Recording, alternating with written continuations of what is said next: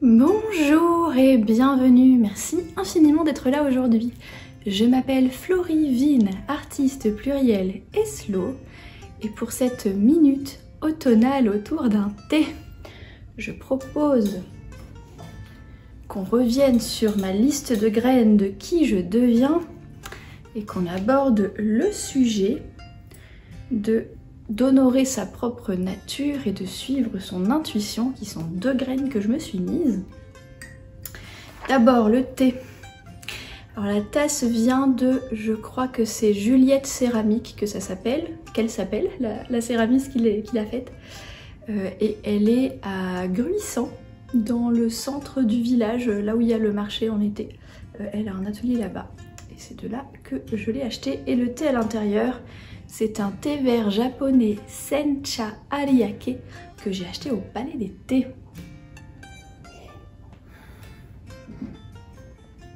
Ensuite, les graines dont je souhaite vous parler dans la minute automnale d'aujourd'hui.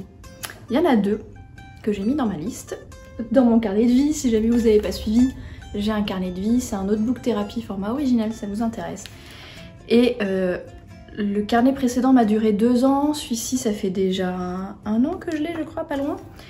Et je note en fait le résultat de diverses introspections, d'exercices, de prise de conscience, de choses comme ça, pour que ça me serve un petit peu de bible de mon imaginaire intérieur et que je puisse revenir piocher dedans quand j'en ai besoin. Cet été, j'ai fait un travail identitaire assez en profondeur pour redéfinir, finalement, remettre un petit peu le gouvernail dans la bonne direction, gouvernail du navire de ma vie, quelque part dans la bonne direction. J'ai envie de me réaligner avec la vie à laquelle j'aspire, qui est notamment une vie d'artiste sereine et indépendante. À la fin de ce travail identitaire qui a pris plus d'1 mois, que j'ai fait entre mi-août et mi-septembre dernier, je me suis retrouvée avec une liste de graines de qui je deviens. Si vous voulez en savoir plus sur ce que c'est qu'une liste de graines, je parle de cet outil dans un épisode du podcast Bulle Nomade, qui est le podcast que je tiens si ça vous intéresse, si vous écoutez des podcasts et si vous regardez la liste sur votre application de podcast préférée, il y a un épisode qui s'appelle Liste de graines où je vous parle de cet outil-là, et sur la boutique numérique de Café aux Étoiles, il y a également un fichier PDF complet avec un accompagnement audio qui est pour le coup une création payante parce que j'ai mis beaucoup de temps et d'énergie à la créer. Donc si vous voulez aller plus loin et vraiment avoir un outil en fait plus poussé et approfondi pour apprendre à faire vos listes de graines, ça vous intéresse, je vous invite à aller voir caféauxétoiles.fr/boutique. Maintenant, dans ces minutes automnales, j'en ai déjà tourné plusieurs, vous allez en voir plusieurs au cours du mois d'octobre, où je vous parle de certaines de ces graines de qui je deviens, qui sont des phrases, des idées, des affirmations, des pensées, des visions du monde quelque part que je souhaite cultiver et qui correspondent, qui sont alignées avec mes valeurs et avec mes aspirations de vie, qui sont alignées avec l'artiste que je souhaite être. Et donc aujourd'hui, j'ai envie de vous parler de 2 graines en particulier qui sont liées l'une à l'autre, je trouve. La première, c'est « J'honore ma nature introvertie » et la deuxième, c'est « Je suis connectée à mon intuition ». Donc j'honore ma nature introvertie et je suis connectée à mon intuition. Et en fait, le lien entre ces 2 graines, c'est la question du lien à soi et de se faire confiance à soi et à notre propre façon de fonctionner et aux signaux qu'on s'envoie à soi-même, etc. Ce que j'ai remarqué, alors pourquoi j'ai choisi la nature introvertie en particulier, parce que dans ma personnalité à moi, et après c'est quelque chose à adapter en fonction de votre personnalité et du genre d'obstacles que vous pouvez rencontrer dans la société, mais dans ma personnalité, je suis quelqu'un d'extrêmement introverti, je suis très loin sur le spectre de l'introversion. Quand je fais le test MBTI, si vous le connaissez, c'est un test de personnalité basé sur des théories psychologiques, et il y a un des paramètres qui est le spectre entre l'introversion et l'extraversion, et je suis, je crois, 97% introvertie. Donc j'ai une personnalité vraiment très introvertie. Les relations sociales m'épuisent très vite, j'ai besoin de beaucoup de solitude, j'ai besoin de passer beaucoup de temps dans mon monde intérieur, etc. Et c'est une nature contre laquelle j'ai lutté pendant très longtemps. Peut-être parce qu'on vit dans une société qui est influencée notamment par la culture américaine et influencée par un idéal de personnalité plus introvertie. Et d'autant plus quand j'étais plus jeune, quand j'étais adolescente, jeune adulte, c'est vrai qu'on idéalise beaucoup les jeunes au lycée ou à la fac qui sortent avec les copains, qui font la fête, qui tous les samedis soirs ils vont en boîte de nuit ou je sais pas quoi. Moi quand j'avais 17-18 ans, le samedi soir je le passais à jouer à l'époque à Diablo 2 ou à Starcraft et pas du tout à aller en boîte de nuit. Et c'était une chose contre laquelle j'essayais de lutter, j'essayais de me forcer à voir des gens, j'essayais de me forcer à faire la fête, j'essayais de me forcer à être plus extravertie parce que c'était ce qui était attendu de moi. Je me rappelle d'une personne dans mon entourage quand j'avais 15-16 ans qui m'avait dit qu'elle était très étonnée que dans le courant de l'été, donc des vacances scolaires, j'avais pratiquement pas vu d'amis. J'avais passé beaucoup de temps à lire, à écrire, à jouer aux jeux vidéo ou à jouer à mon piano. Là j'avais un espèce de... j'avais ça de clavier électrique là quand j'étais plus jeune. Et sauf que moi ça me convenait très bien en fait entre 2 années scolaires de pouvoir justement recharger les batteries où j'étais un petit peu toute seule. Ce que je veux dire par là, c'est que cet aspect particulier de ma personnalité qui est l'introversion, c'est un aspect qui est vu comme hors de la norme par la société occidentale d'aujourd'hui. Et d'ailleurs, je ne connaissais même pas à l'époque le concept d'introversion et d'extraversion, je pensais juste que j'avais un problème. Et ce qui m'avait changé la vie à l'époque, c'est l'autrice Susan Cain, qui a notamment écrit un livre qui s'appelle Quiet, qui a très probablement été traduit en français, je vous mettrai le lien Goodreads dans la description de la vidéo. C'est un livre où elle parle justement de la notion d'introversion et d'extraversion et où elle explique à quel point ce sont des traits de personnalité à part entière. On est introverti ou extraverti de la même manière qu'on mesure 1m50 ou 1m80, qu'on est brun ou qu'on est blond, qu'on a la peau blanche ou noire. C'est vraiment, ça fait partie de notre être en fait, ça fait partie de notre personnalité. Il y a un spectre et on est plus ou moins introverti ou plus ou moins extraverti sur le spectre. Et en fait, pour les gens qui sont à peu près au milieu, qui sont dans les autour des 50%, entre 30 et 60%, je pense que ils voient pas tellement la différence parce que vous êtes un petit peu entre les deux. Et en fait, c'est quand on va être plus proche des extrêmes qu'on va se rendre compte à quel point, de manière inconsciente aussi, hein, la société en général, et puis les commentaires des gens qui ont l'habitude de ce qu'on nous dit qu'il faudrait être dans la société, nous font nous sentir inadéquates. Donc dans mon cas, c'est notamment mon introversion. C'est pour ça que j'ai choisi de noter la graine « j'honore ma nature introvertie ». Mais dans votre cas, ça peut être un autre trait de personnalité qui n'est pas attendu par la société et qui vous fait vous sentir hors norme, inadéquate, etc. Pourquoi j'ai choisi cette graine-là? Parce que justement, l'artiste indépendante et sereine que je deviens honore sa nature, ça fait partie de la plus grande idée « j'honore ma nature humaine ». Je souhaite honorer ma nature et tirer le meilleur de qui je suis, déjà pour des raisons d'acceptation, d'amour de soi, d'estime de soi, de compassion envers soi-même, etc. Ça rejoint l'autre graine dont je vous avais parlé, qui est j'apprends à me laisser être. Donc ça fait partie de tout ce travail d'acceptation de soi, mais aussi ça peut être une force en fait. Tous les traits de personnalité, ils ont 2 aspects de la médaille. Il y a des forces, ça amène aussi à des difficultés, ça c'est l'équilibre de la nature, j'ai envie de vous dire. Mais c'est dommage d'essayer de lutter contre sa nature plutôt que de profiter des forces et aussi d'en connaître les faiblesses pour s'y adapter. Moi en tant qu'introvertie par exemple, je sais que j'ai un énorme besoin de solitude et que j'ai un énorme besoin de recharger mes batteries quand j'ai fait trop de choses sociales. Et là, au moment où je vous parle, dans mon travail de freelance en communication, je viens de lancer l'extension d'un jeu pour le studio pour lequel je travaille en ce moment, qui nécessite énormément d'énergie sociale puisque ça nécessite de contacter des journalistes, des influenceurs, des agences, des choses comme ça, de proposer des codes de test, de répondre aux questions de tout le monde, de venir contacter les gens pour demander les articles de test, les choses comme ça. C'est vraiment on va dire un moment dans mon travail de communication qui est extrêmement social et extrêmement extraverti, où je passe ma journée au téléphone et devant mes mails. Et je le remarque là, ça fait plus de 2 semaines maintenant qu'on est sur cette campagne de lancement. Le jeu, il est sorti hier au moment où je vous parle. Eh bien, je suis socialement épuisée. J'ai acquis une connaissance de ma jauge sociale en tant qu'introvertie. Et du coup, maintenant, je sais que, par exemple, cette semaine, je n'ai pris aucun engagement social amicales et personnelles. Je vais voir personne avant la semaine prochaine, enfin personne avant octobre en fait. Je sais aussi que j'essaye de terminer ma journée de travail plus tôt si je peux. Et je passe du temps, en ce moment je joue aux jeux vidéo.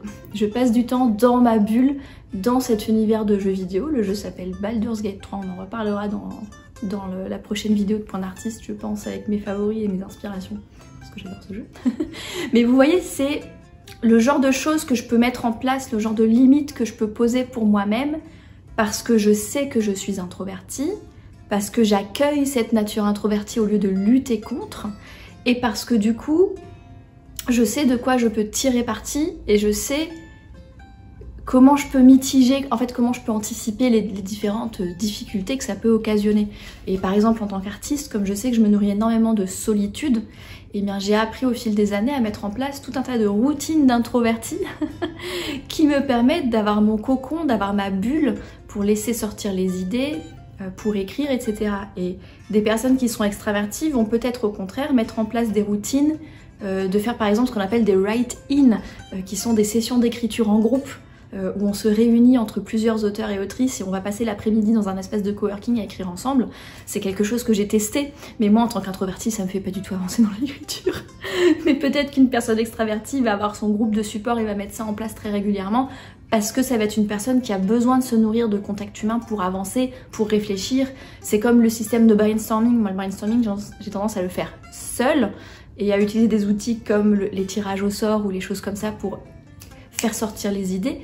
Une personne extravertie va avoir besoin de faire du brainstorming, donc de la tempête d'idées, en groupe, et d'avoir le retour de personnes en face sur ce qu'ils pensent de leurs idées pour les faire évoluer. Donc vous voyez, quand on connaît notre nature, on est du coup amené à l'honorer et on est amené à s'y adapter et à en tirer le meilleur plutôt que d'essayer de lutter contre soi en fait. Du coup voilà, dans ma graine j'honore ma nature introvertie, où j'ai spécifiquement choisi de ajouter un détail par rapport à j'honore ma nature humaine qui est vraiment mon introversion en particulier.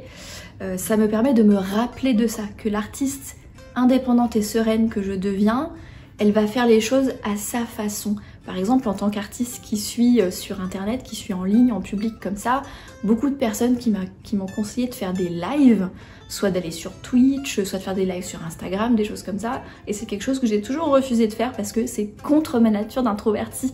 Peut-être qu'un jour j'accepterai d'être invitée sur le live de quelqu'un d'autre, ne jamais dire jamais, mais c'est vraiment pas ma nature. J'ai besoin de faire ma création dans une bulle où je suis seule, comme c'est le cas présentement quand je tourne cette vidéo, et de ensuite la rendre disponible, et vous quand vous allez la regarder, ça va être un moment dans mon futur, et là je suis en train de la tourner à un moment dans votre passé. Et le côté simultané de créer du contenu et d'avoir en même temps les stimuli des personnes qui m'envoient des messages, etc., c'est contre ma nature introvertie. Donc plutôt que d'essayer d'imiter des façons de faire de quelqu'un d'autre, un autre avantage d'honorer ma nature, c'est de me rendre compte de ce qui va fonctionner pour moi en particulier, et ça va me permettre de faire les choses à ma façon. Ce qui va me permettre de nourrir mon énergie intérieure aussi, plutôt que d'avoir quelque chose qui me coûte énormément d'énergie, vous voyez ce que je veux dire. Et ça me permet aussi de créer des choses ou de faire des choses de meilleure qualité. C'est un peu comme ce que dit Greg McKeown dans son bouquin Effortless, où il parle de travailler intelligemment plutôt que de travailler dur sans réfléchir. Bah ça fait aussi partie de ça, c'est connaître notre propre personnalité, connaître ce qui est facile pour nous et finalement s'appuyer sur ce qui est facile pour nous plutôt que de lutter contre notre nature et s'obliger à faire des choses qui sont difficiles pour nous et qui vont nous coûter beaucoup plus en énergie. C'est un peu comme dans un jeu de rôle, si vous êtes guerrier, c'est beaucoup plus facile de taper à l'épée que de lancer une boule de feu, bah essayez pas de lancer une boule de feu quoi. Ça sert à rien, autant laisser le magicien lancer sa boule de feu et puis nous taper à l'épée, vous voyez.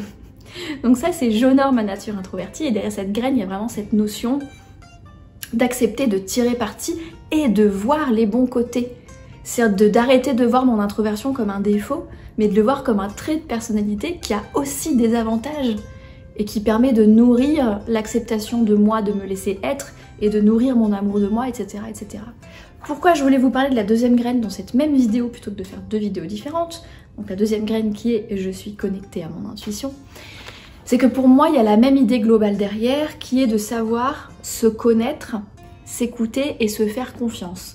En tant qu'introvertie, quand je décide d'accueillir cette introversion et d'agir en fonction de ça, quelque part je me fais confiance, je fais confiance à ma nature introvertie, de pouvoir faire les choses selon mon style à moi, et de pouvoir faire des choses cool quand même si cette introversion n'est pas en accord avec, on va dire, la norme sociale, et que voilà, l'environnement extérieur nous dit on ferait mieux. Moi, je sais, quand je me suis mise en indépendante, les gens étaient là, oui, il faut déjeuner tout le temps avec des gens, il faut créer du réseau. Alors oui, c'est vrai, mais en tant qu'introvertie, j'ai remarqué au fil des années que ça sert à rien d'essayer de créer mon réseau en introvertie, donc en allant à des grosses soirées, des gros machins avec des groupes énormes, mais que pour moi, c'est beaucoup plus facile de créer du réseau en étant en tout petit groupe, voire en tête à tête. Donc j'ai plutôt tendance à aller déjeuner ou boire un café avec des gens de mon réseau individuellement ou à 3-4, plutôt que de me rendre à des énormes soirées d'inauguration où il y a 200 personnes, vous voyez. Et donc ça appartient à cette idée plus globale de s'écouter, de se connaître, de s'observer, de s'écouter et de faire confiance aux signaux qui ressortent, notamment quand ces signaux-là sont à l'encontre de la norme sociale et de ce que la société nous dit qu'on devrait vouloir ou qu'on devrait faire. Et donc cette deuxième graine, je suis connectée à mon intuition, est tout à fait liée à ça, c'est-à-dire de me dire je suis à l'écoute de mon intuition dans le sens de ce que je sens qui est juste pour moi, de ce que je sens qui est aligné pour moi et de ce que je sens que j'ai envie de faire, qui attise mon enthousiasme, qui attise ma curiosité, même si ce sont des choses que la norme, la société, les autres, etc. ne feraient pas comme ça. Apprendre, en fait c'est une graine qui m'incite à moins me laisser aveuglément influencer par l'extérieur, mais plutôt à reprendre la souveraineté là-dessus. Alors ça veut pas dire qu'on se coupe des inspirations et des influences, ça c'est un autre sujet. Ça veut juste dire qu'on devient capable de les trier en fonction de notre propre nature, de notre propre intuition, de nos propres valeurs, de ce qui paraît aligné pour soi. Et par exemple, lorsque j'ai lancé ma chaîne YouTube, je me suis inspirée de créateurs et créatrices de contenu qui sont également introvertis. Pareil pour le podcast. Par exemple, je me suis inspirée de Jonathan Fields, qui est un podcasteur new-yorkais qui est extrêmement introverti, ça se sent dans le contenu qu'il crée. Je me suis inspirée des créatrices vidéo et artistes Mini Small et Carolina Arevalo, qui sont également, on le sent dans leurs vidéos, introvertis, ou en tout cas qui créent leur contenu de manière introvertie. Et donc c'est une influence qui est choisie, c'est une inspiration qui est choisie en fonction de mon intuition à moi, plutôt que d'essayer d'aveuglément copier ce que font d'autres personnes, mais sans m'écouter, sans m'aligner. En fait, c'est un ingrédient hyper important pour mener une vie dans laquelle on se sent bien, tout simplement. Donc, je suis connectée à mon intuition. Et ça, c'était important sur qui je deviens, notamment en tant qu'artiste indépendante. Parce que là, je suis en train de faire des changements, je vous en reparlerai dans les mois qui viennent. Je suis en train de faire des changements dans la manière d'organiser ma vie en tant qu'artiste indépendante, notamment dans la manière de gagner des revenus pour payer tout ce qu'il y a à payer dans la vie domestique, les loyers, l'énergie, les machins comme ça. Et je me suis rendu compte que lorsqu'on sort de notre zone de confort et qu'on va expérimenter certaines choses, eh bien, on a besoin, en tout cas moi, j'ai besoin des deux. J'ai besoin d'avoir à la fois d'être ouverte sur ce qui se passe autour de moi, donc d'observer ce que font les autres artistes, les autres indépendants, les autres freelances, les autres personnes, les autres maisons d'édition pour Café aux Étoiles, ce genre de choses. Mais je sens que j'ai aussi besoin d'être ancrée dans mon intuition, ce qui me paraît juste et ce qui me paraît pas aligné avec moi, ce que je veux faire pour moi. Comme si c'était une sorte de filtre qui vient trier ces inspirations-là et ces influences-là. De se dire, ah tiens, ça c'est une bonne idée, ça me correspond bien. Donc j'écoute mon intuition qui me dit, ça c'est pas mal, on va tester. Ou à l'inverse, de me dire, ah bah ça, je comprends l'idée, je comprends la stratégie qu'il y a derrière, etc. Mais moi c'est pas en accord. Pour vous donner un exemple pour clore cette minute, en ce moment, je suis en train de préparer la collection Café Lité pour ma maison d'édition Café aux Étoiles, qui est la collection littéraire de littérature de l'imaginaire lumineux pour adultes. Et notamment, je suis en train de choisir ma stratégie par rapport aux impressions papier. parce que c'est un petit peu compliqué. Quand on est tout petit et qu'on n'imprime pas beaucoup d'exemplaires, on ne peut se tourner que vers l'impression à la demande. L'impression à la demande, ça coûte très cher par exemplaire. Et en même temps, j'ai pas envie de vous faire payer le bouquin 40 €, ça n'a pas de sens. Et en même temps, faut pas que je sois perdante non plus. Il faut que mon modèle d'affaires inclue le fait de payer les auteurs et les autrices correctement, parce que je vais commencer par publier mes livres à moi pour un peu essuyer les plâtres, mais la vocation de Café aux Étoiles, c'est de publier d'autres auteurs et autrices. Et donc j'ai envie qu'il reste dans le gâteau une part pour eux et pour elles, ce qui est normal. Et puis si un jour je suis amenée à déléguer plus de choses, notamment les maquettes, les choses comme ça, il faut aussi qu'il y ait une part du gâteau pour ces gens-là, il faut qu'il y ait une part du gâteau pour moi en tant qu'éditrice, sans parler de devenir riche, hein, c'est pas le but de Café aux Étoiles, mais en gros il faut que ce que je choisis de faire en tant qu'artiste entrepreneur, pour le coup en tant que directrice de Café aux Étoiles, il faut que je choisisse quelque chose qui permet à la maison d'édition de continuer à exister en fait. Et qui me permet de continuer à imprimer des livres papier quand on voit toutes les maisons d'édition qui coulent aujourd'hui. Malheureusement, on a appris le mois dernier que la maison d'édition ActuSF, que j'aime énormément, a mis la clé sous la porte, justement pour des raisons économiques. Donc entre le papier qui coûte de plus en plus cher, un prix maximal qu'on est obligé de mettre sur les bouquins papier quand même, moi j'ai une volonté en même temps que ce soit disponible aussi facilement que possible pour vous si vous avez envie de lire les livres de Café aux Étoiles. D'un autre côté, je n'ai pas envie en fait, j'ai pas envie de sortir des objets de mauvaise qualité et j'ai pas envie de sortir des objets qui vont être pilonnés en fait, par exemple d'imprimer 250 bouquins sans être sûr que tout va se vendre et de devoir en détruire la moitié, voyez. Donc il y a plein de valeurs qui rentrent en jeu et ça c'est, on revient à m'écouter, écouter mon intuition, qu'est-ce qui me paraît le plus juste. Et je vous en reparlerai le moment venu, puisque je suis en train en ce moment de mettre en place une stratégie qui me convient. Mais c'est grâce au fait que j'écoute mon intuition plutôt que de suivre aveuglément ce que fait le milieu de l'édition aujourd'hui, ça me permet de tracer ma propre route, une route qui est alignée, qui me permet d'expérimenter. Je vais probablement essuyer des erreurs, parce que quand on expérimente quelque chose de nouveau, on se trompe, ça fait partie du phénomène, enfin ça fait partie du processus. Mais au moins, je reste dans la direction qui correspond à mes aspirations de vie, qui correspond à mes valeurs, qui correspond à la personne que je souhaite être et qui correspond avec laquelle je suis à l'aise en fait, avec laquelle je me sens bien, tout simplement. Voilà à quoi servent ces 2 graines. J'honore ma nature introvertie et je suis connectée à mon intuition. Faire confiance à mes signaux intérieurs plutôt que de me dire que les gens extérieurs ont forcément plus raison que moi. Me connaître mes valeurs, connaître mes traits de personnalité et les embrasser et les écouter plutôt que d'essayer de lutter contre ma nature pour me conformer à ce que d'autres personnes disent qu'il faudrait que je fasse. J'espère que ces 2 graines vous ont inspiré, vous ont apporté des pistes de réflexion. En attendant, je vous remercie d'avoir vu cette minute automnale jusqu'au bout. Je vous souhaite une belle journée, une excellente soirée et à la prochaine!